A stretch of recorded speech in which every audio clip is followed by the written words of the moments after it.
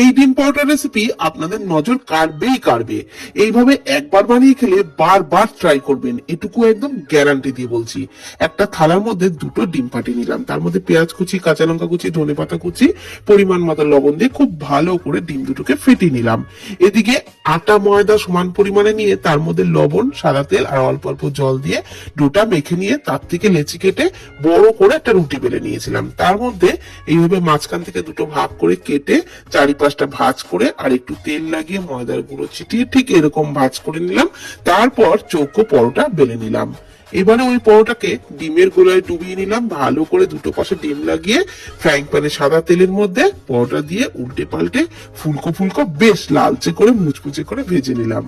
এভাবে পরোটা তৈরি করলে পরোটার মধ্যে যেমন অনেক লেয়ার হবে, তেমন খেতেও কিন্তু দারুণ লাগবে। আর এর সাথে কিছুই লাগে না, শুধুই খেতে ফার্স্ট ক্লাস লাগে।